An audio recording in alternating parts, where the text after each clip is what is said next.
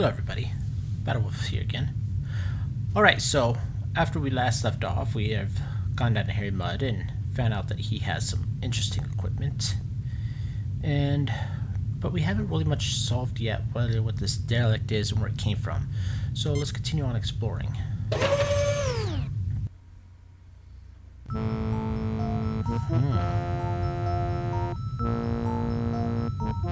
Interesting.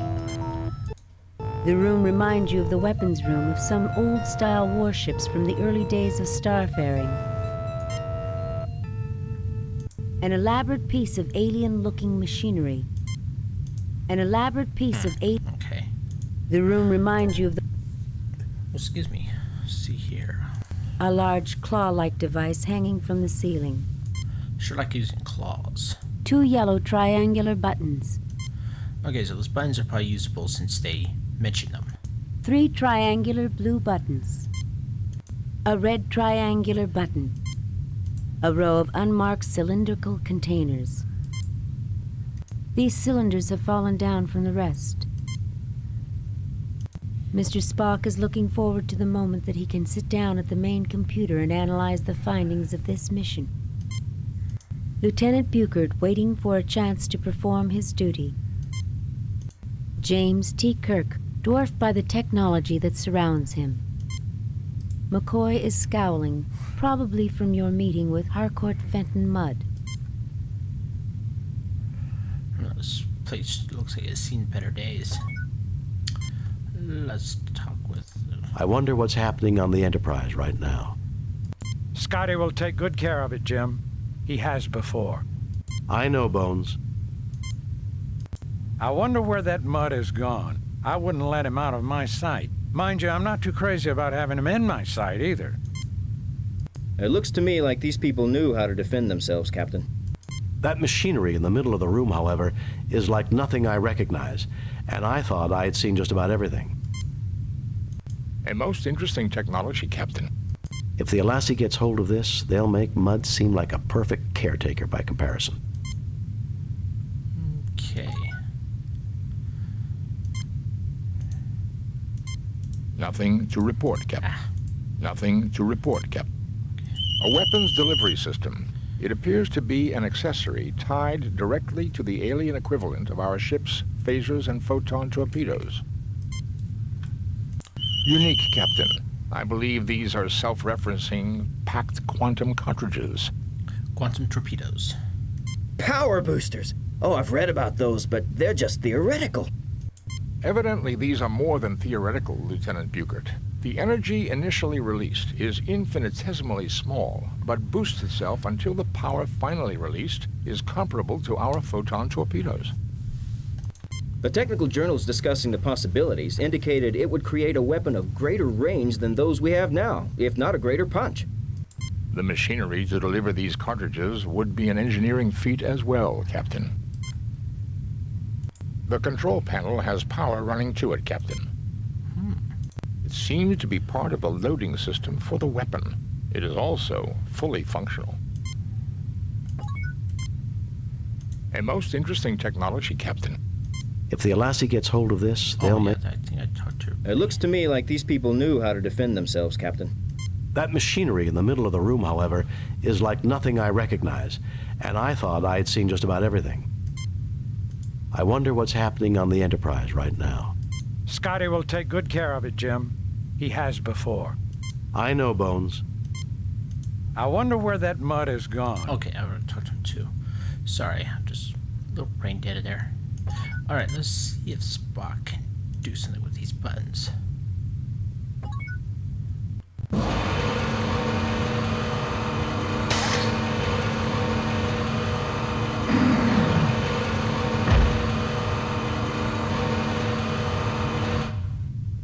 The device has finished loading, Captain. Those buttons unload it, and then this button should fire. I believe, Captain, that this weapon must be hooked up through the main weapons battery. However, I've already examined the weapons console, and the main weapons battery on this ship was completely destroyed in the action, which made her a derelict. Mr. Scott would have to go over this thoroughly, but I would recommend we try to take this weapon with us to the Enterprise. I don't think we should tinker with technology we don't understand, Spock, and I'm surprised you'd suggest such a thing. I agree that we should take it aboard the Enterprise. I'll try to raise the ship. Kirk to Enterprise. Kirk to Enterprise. I agree that we should take it aboard the Enterprise. I'll try to raise the ship. Kirk to Enterprise. Kirk to Enterprise.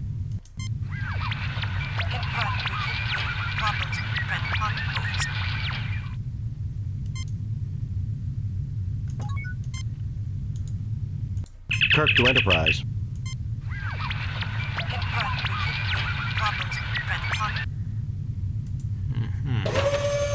Well, they said there was a pulse nearby that was creating problems, so...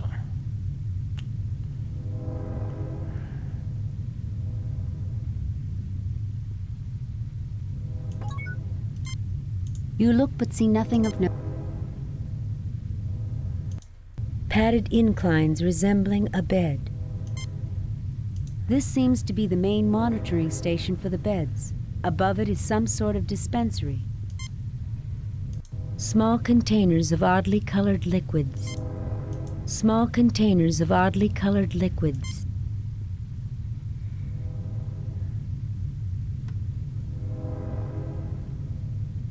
Dr. McCoy, who isn't arguing as much with Spock as usual. James Kirk, the paragon of a Starfleet captain, feels nothing like a paragon right now.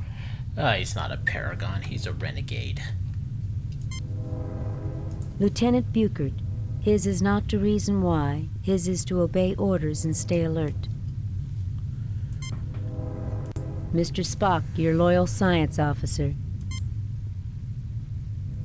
Of course, though, Kirk is kind of a Boy Scout when it comes to the Prime Directive, compared to some other Starfleet captains like Janeway, who violated it whenever she had the chance.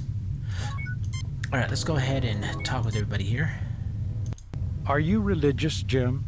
Is Harry Mudd a divine punishment for anything we did wrong?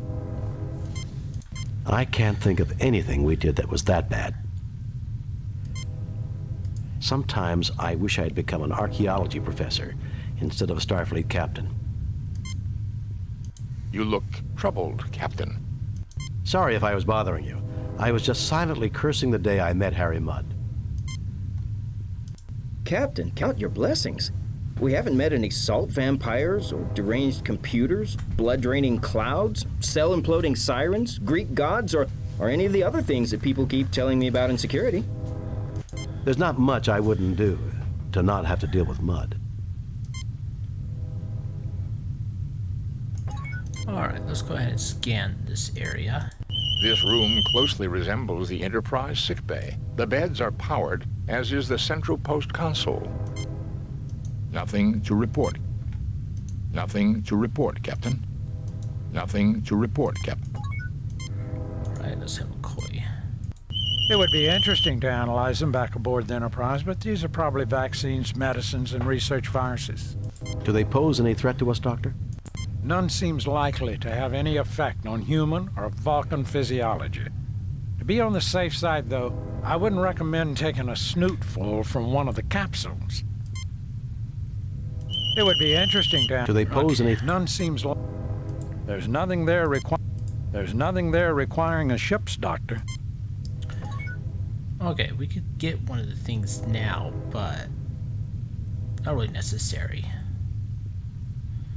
So, alright, let's see if anything changed with the Enterprise. Kirk to Enterprise. Kirk...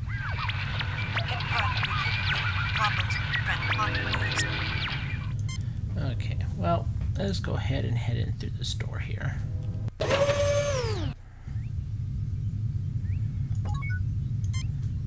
You look but see nothing of note. You see a plain gray screen.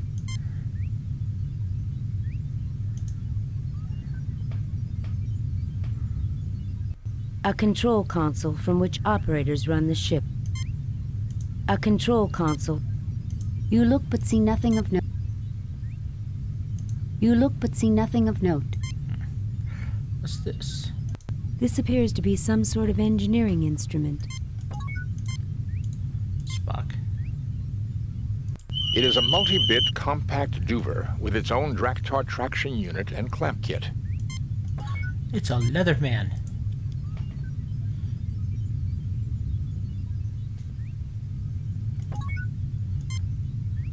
Alright, let's go ahead and looked at everything I think we can look at in this room. So let's go ahead and... James T. Kirk, captain of the USS Enterprise. Mr. Spock, Vulcan's finest contribution to Starfleet. Original series, he was the only alien in Starfleet, which was changed quickly in the Next Generation. Seems kind of weird that only humans were part of Starfleet, even though it was United Federation of Planets, not Earth. But that was during the early writings of the original series. In fact, sometimes they call themselves United Earth.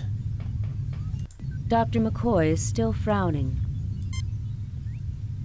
Lieutenant Buchard looks intensely at these controls and suppresses a childlike impulse to touch them. This may have been their bridge, but this sure doesn't look like the Enterprise. Boldly go where no man has gone before. We are here, Jim. We have done quite well so far, Captain. In spite of Harry Mudd. Speak of the devil. Where is that little angel? I'm speechless, Mr. Spock. Words cannot adequately describe this place. Okay, let's take a look at that kit we've grabbed. A multipurpose repair tool. That will come in handy. So, Nothing to report, Captain. It appears to be a view screen, much like the one on board the Enterprise. Evidently the aliens' bridge, their centralized control. A closer look may provide more information. This is clearly the control center for the ship, Captain. I cannot deduce much information, but I do observe two things. Go on, Mr. Spock. This station definitely is configured differently from the one beside me. This shouldn't be surprising. After all, there are two stations. That may be, Doctor. But if you'll recall, all the Enterprise's different stations link into the same computer network bank, and... What else can you determine at this stage, Mr. Spock? stop arguing with McCoy, because then he just wants to give a deeper explanation on everything. These people have a fixation for the number 6, and even divisors and multiplicans thereof, 3s and 12s in particular. I believe this may be the necessary first clue to understanding the aliens. So they have a base 6 or a base 12 type of mathematics. We humans, we have a base 10 because we got 10 fingers. The reason why, we count 1. We count from 0 to 9. Because 1 is the first number, because if you notice, then it's 1 and a 0. And then there's like 1, 1, and then 1, 2. So, these aliens go like 0, 1, 2, 3, 4, 5, 6, and then like, I don't know how you would do a base 6. I kind of could do base 2, but you're gonna have to talk to a deep mathematician for it. I'm pretty much as high as it goes. My math is basically just basic calculus and accounting. Probably if I give me some time to sit down, I could probably do that, but okay, well, we talked with everyone, we looked at everything, scanned everything. Let's go ahead and head down this side. Now this place is interesting. Looks like some things you see in sci-fi shows. Let's go and look around. You look but see nothing of note. Of course. The sphere in the middle of this console appears to be some sort of control mechanism. Control mechanism for what? The data view screen is operational. The information selectors are controlled from the console platform.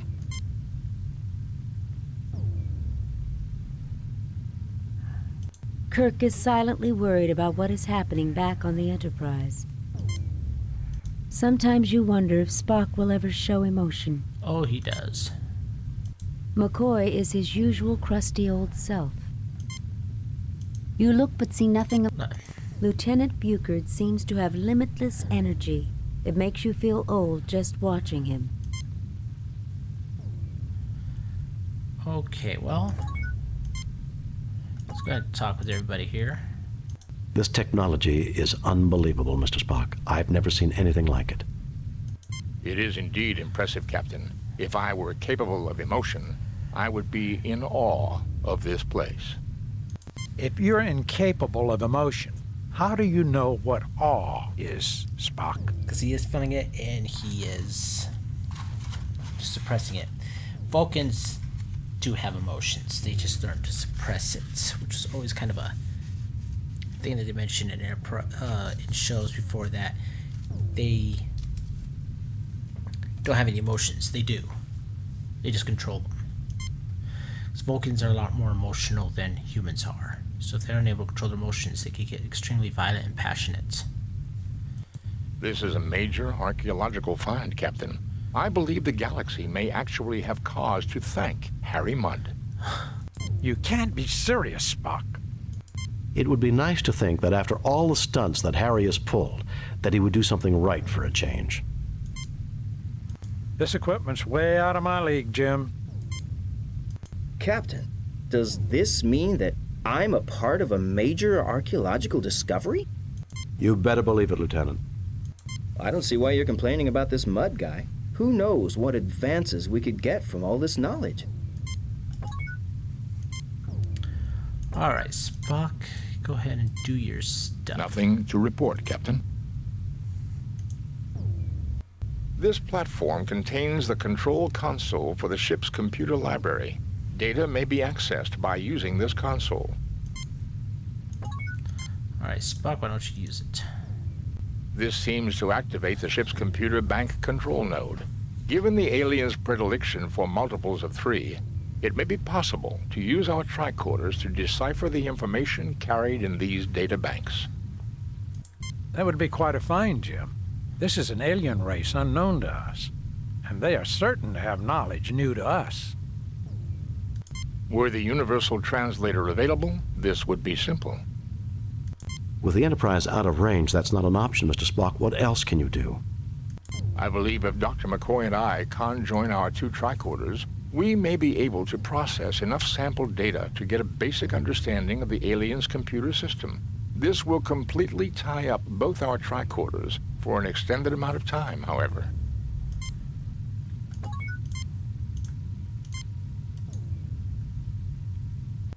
Both our tricorders are now working on basic processing of the aliens' computer data system. The tricorders are not the equal of the universal translator, but we should be able to retrieve basic information and get an insight into their culture and life systems. I don't believe we could have gotten even this far had we not deduced their fixation on base 6 mathematics and aesthetics. The tricorders are again available for general use. The alien ship's computer data is now accessible from the ship's library. I believe I have downloaded enough information to our tricorders to enable operation of most of the ship's controls, Captain. Alright, now let's have Spock. Not all topics will necessarily be available, Captain. Nor do I believe we can get full details on all data. The tricorders could only do so much processing. It would be worth our effort to locate the central databanks for delivery to the Korniforos Life Sciences University, I believe. To say nothing of fulfilling our mandate to seek out new life and new civilizations. I'm receiving data now, Captain. Most internal and external functions are controlled from the bridge. These include engineering, navigation, communications, and sensors. Weapons functions are controlled from the weapons room. I have found an entry on an experimental long-range weapon booster recently installed, named the Huayos weapon. It does not alter the power of the primary weapon systems, but it does increase the range at which those weapons are effective. I believe I can produce a picture of a member of their race, Captain. By all means, Spock. Look at their physiology, Jim. I think this explains the Lashayans' fascination with 3s and 6s. It should be no surprise that physiology affects mind and behavior. I would say a six-fingered, six-eyed people would naturally develop their sciences and arts around base 6 numerical systems, just as I observed on the bridge. Medical knowledge is comprehensive and lifespan is extended considerably over archaic expectations with maintenance of quality of life. Interesting data here about the six-eyed vision processing in the brain. Their eyesight must have been excellent and almost 300 degrees around. Wow. Almost could see right behind you. Okay, well, I don't think... No, can't do anything more on there. But we do have this little thing here, so... Let's see if we can do something with that. You download major portions of the alien library onto the yellow spheroid. Okay, now there's a big thing you gotta remember about this mission. Do not go back into this room. If you do, Harry will destroy the equipment. Either you tell him to drop his tool that he's using on it, which then will fly up into the air and then crash into this, breaking it, and everything will be destroyed. Or you let him be and leave, but if you come back, you find out that he basically wiped the data clean. So never go back into this room again. So that won't happen. So let's go ahead and head out of this room. There's one more thing I want to do before I end this video.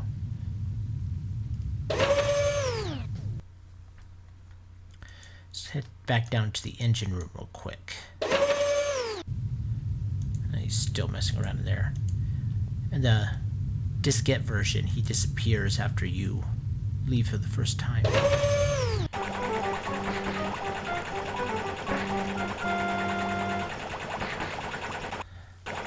Captain, you wouldn't have seen my multi-purpose duver anywhere?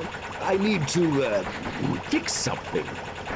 No, Harry, but I figure it's probably where you'll find your lost marbles. Yes, I've got it, but you can't have it. No, Harry, but I figure it's probably... Yes, I've got it, but you can't have it. I have it, but no, you're not gonna have it. You really can be a headache, Captain. Maybe I can find a spare somewhere else. Good luck. Goodbye. I don't feel like anything bad's about to happen.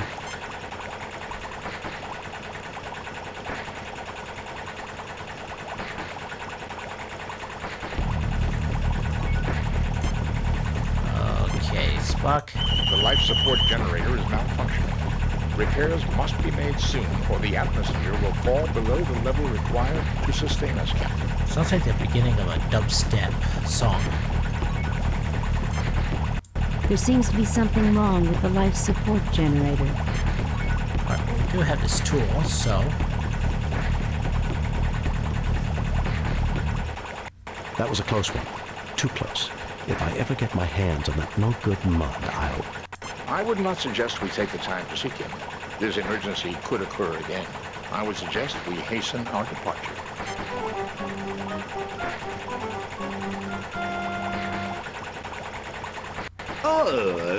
Was there a problem?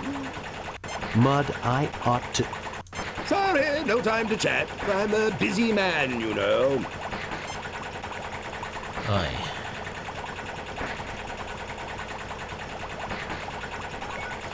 Alright, I'm gonna save it here. About to start out, we just finished part 10, so we progressed pretty far. We're about halfway through the game so far. So there's still plenty more to go from here. I'm gonna stop here. When we come back, we will try to find a way to get the Enterprise back so we can get off this thing and get Harry turned in to Federation authorities for dealing with pirates, and also get this ship to like some kind of institute for complete study. See you all in the next episode. Bye for now.